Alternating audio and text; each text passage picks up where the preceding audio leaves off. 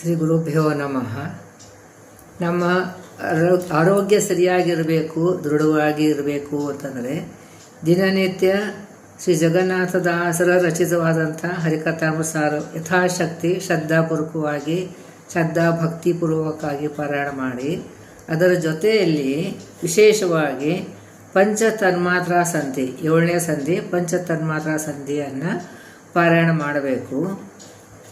ಆ ಸಂಧಿಯಲ್ಲಿ ವಿಶೇಷವಾಗಿ ಇನ್ನು ಜ್ವರಗಳು ಬಂದಿದೆ, ಬೇರೆ ಏನು ಕಾಯಿಲೆ ಬಂದಿದೆ ಅಂತಂದರೆ ಅದರಲ್ಲಿ ಇದ್ದಂಥ ಪಂಚತನ್ಮಾತ್ರ ಸಂಧಿಯಲ್ಲಿ ಇದ್ದಂಥದ್ದು 15, 16, 17 ಈ ನುಡಿಗಳನ್ನು ಬಹಳಷ್ಟು ಸರಿ ರಿಪೀಟೆಡ್ಲಿ ಬಹಳ ಸರ್ತಿ ಪಾರಾಯಣ ಮಾಡಬೇಕು. ಹರಿಕಥಾನುಸಾರದಲ್ಲಿ ಎಲ್ಲ ಪ್ರಾಬ್ಲಮಕ್ಕೂ ಸೊಲ್ಯೂಷನ್ ಇದೆ. ದಿನನಿತ್ಯ ಪಾರಾಯಣ ಮಾಡಬೇಕು, ಭಕ್ತಿಪೂರ್ವಕ ಪಾರಾಯಣ ಮಾಡಬೇಕು. ನಮಗೆಲ್ಲರಿಗೂ ಕ್ಷೇಮ ಆಗ್ತದೆ. ಎಲ್ಲರಿಗೂ ಕ್ಷೇಮವಾಗಲಿ. ಜೈ ಶ್ರೀರಾಮ್.